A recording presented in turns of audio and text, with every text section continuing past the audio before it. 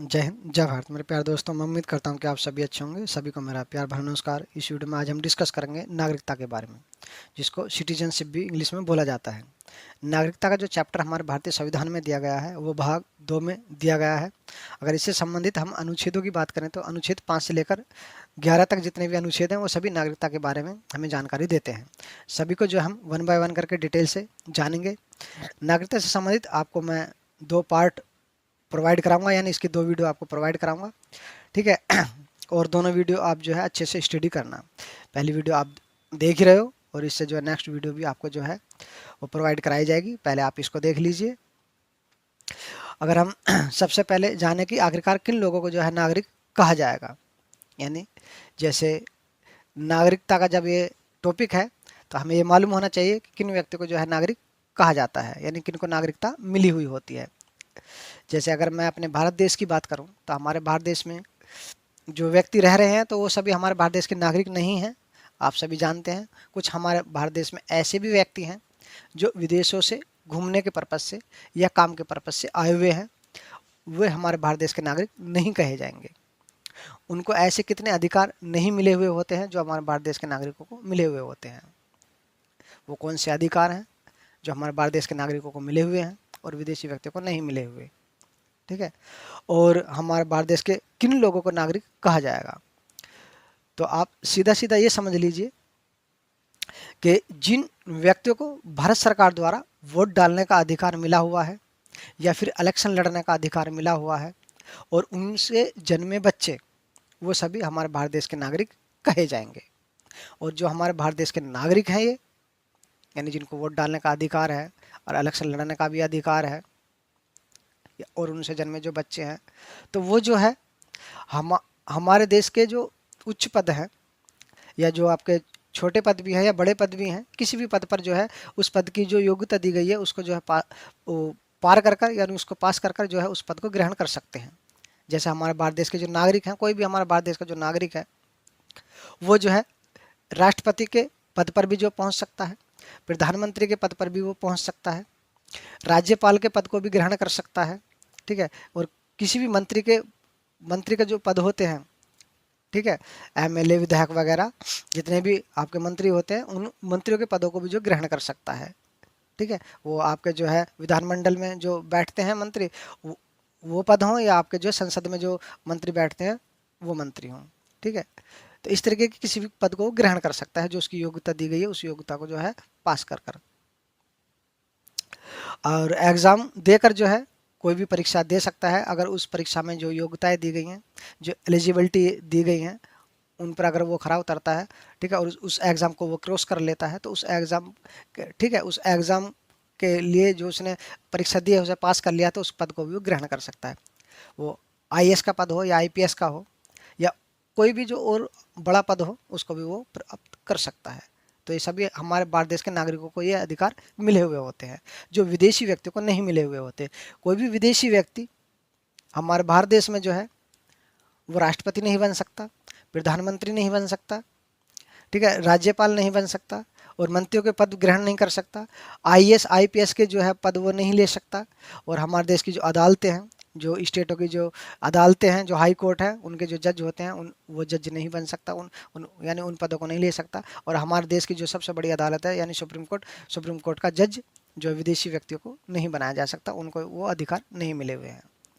तो हमने ये जाना कि किस तरीके के अधिकार जो हमारे भारत देश के नागरिकों को मिले हुए हैं और कौन जो है व्यक्ति हमारे भारत देश के नागरिक हैं, ठीक है, और उनको क्या अधिकार मिले हुए हैं, और विदेशी व्यक्तियों को जो है किस तरीके के अधिकार नहीं मिले हुए।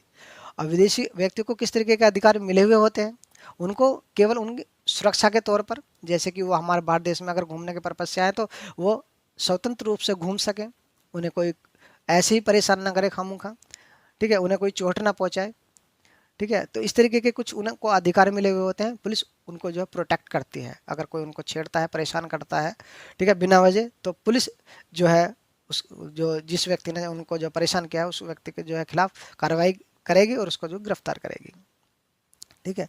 और जो काम के पर्पज़ से हमारे भारत देश में रह रहा है और जो उसको जो एक लिमिट दी गई है कि आप जो इस तरीके से काम कर सकते हैं और उस गाइडलाइंस के हिसाब से वो विदेशी व्यक्ति काम कर रहा है, ठीक है, तो वो आराम से काम कर सकता है। अगर वो कोई नियम तोड़ता है या फिर उसको कोई परेशान करता है तो उसके उसके हिसाब से उस पर जो है उचित कार्रवाई की जाएगी।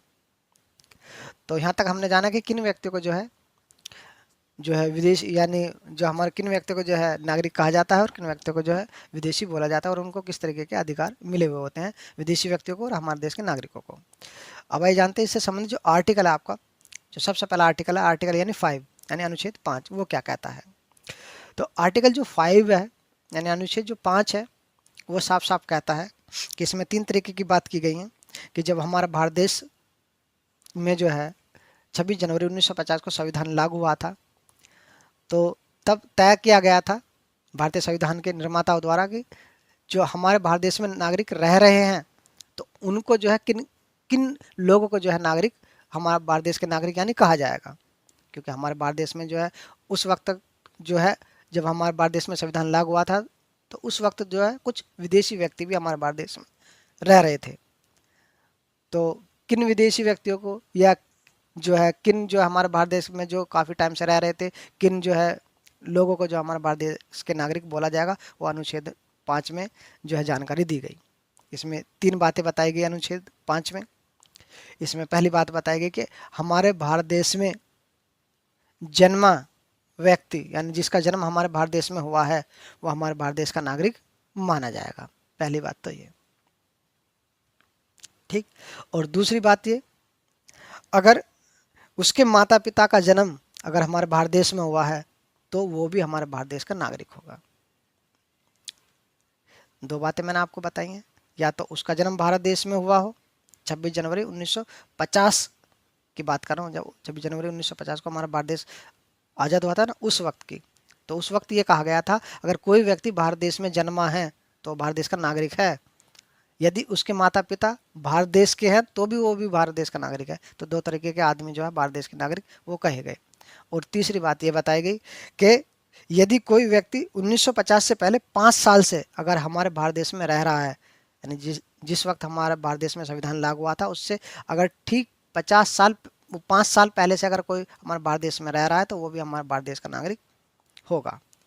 तो 3 तरीके के व्यक्तियों को जो है भारत देश का नागरिक वो कहा गया, या तो भारत देश में जन्मा हो या उसके माता पिता का जन्म भारत देश में हुआ हो या वो 5 साल से भारत देश में रह रहा हो 1950 से पहले।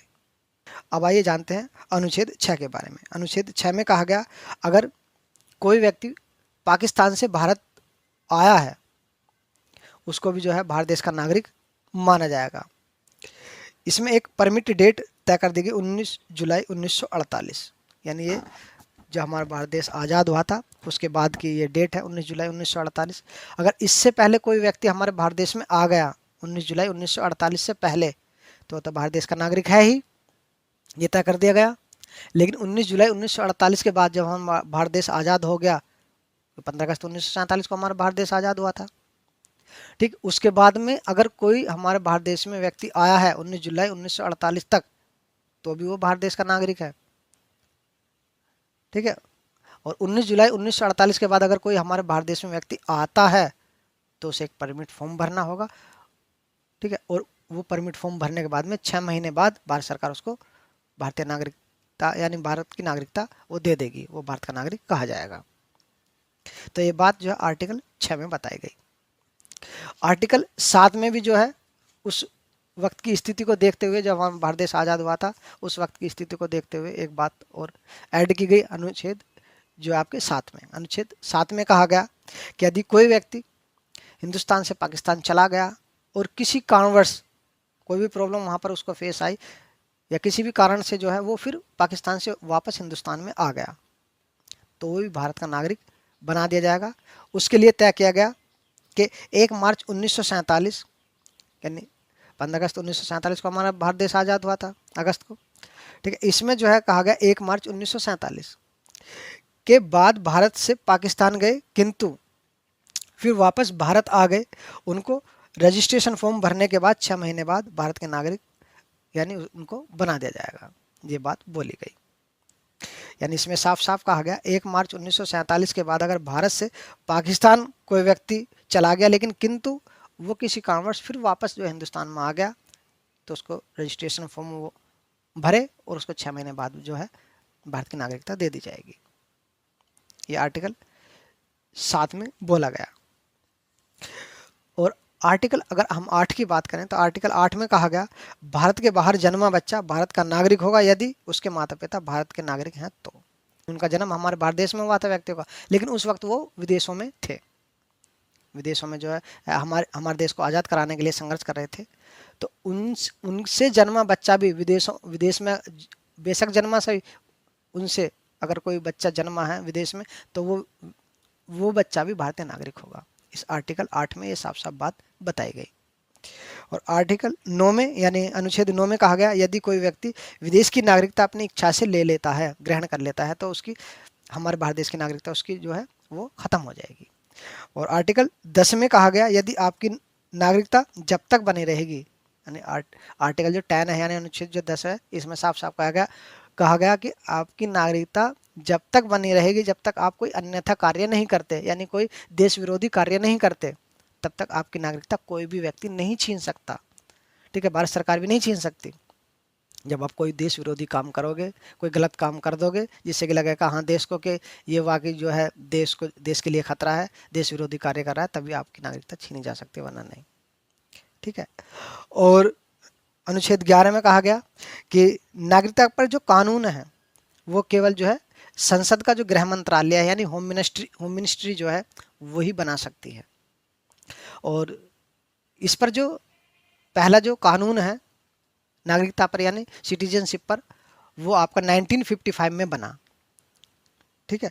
और इसमें पहली बार जो संशोधन है वो 1986 में किया गया, और दूसरी बार जो है इसमें संशोधन 1992 में, और फिर जो है 2003 में, उसके बाद 2005 में, फिर 2015 में और फिर 2019 में। ये जो है समय के साथ साथ संशोधन किए गए। किसमें? जब पहला नागरिकता अधिनियम बना 1955 में। ठीक है, उस पहले नागरिकता अधिनियम 1955 में संशोधन किए गए समय के साथ साथ।